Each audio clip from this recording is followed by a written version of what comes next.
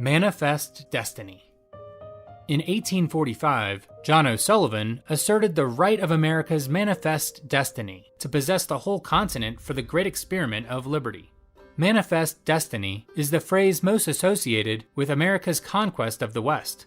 In historical context, it referred to the belief that Americans were destined by God to govern the entire continent, including Canada, Mexico, and beyond. At the country's founding, Alexander Hamilton wanted to acquire Louisiana to secure to the United States the key to the Western country, and regretted that the preparation of an adequate military force does not advance more rapidly. Even Thomas Jefferson wanted to send troops to the frontier to add to the Empire of Liberty an extensive and fertile country. As president, Jefferson purchased the Louisiana Territory, despite his conviction that he was violating the Constitution. By adding nearly 1 million square miles to the nation's western boundary, the Louisiana Purchase revealed the first characteristic of empire: expansionism.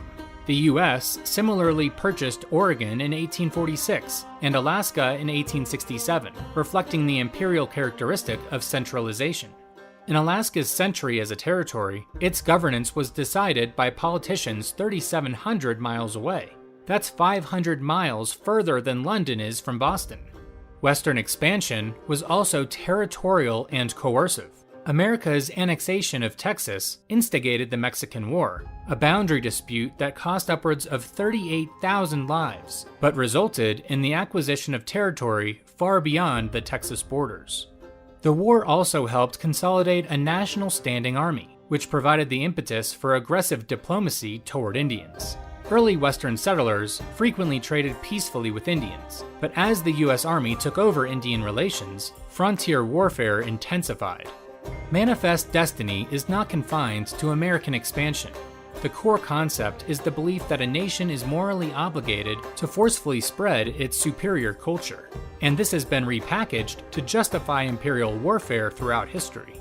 In theocratic societies, these conflicts took the form of holy wars, such as crusades and jihads. In the US, manifest destiny has traditionally expressed political ideals, such as Jefferson's dream of an empire of liberty and Woodrow Wilson's promise to keep the world safe for democracy. In 1899, British writer Rudyard Kipling characterized manifest destiny as the white man's burden. This was his title for a poem intended to encourage Americans to join European empires in spreading Western civilization across the ocean. Kipling published the poem in the aftermath of a conflict that marked the beginning of America's overseas empire, the Spanish-American War.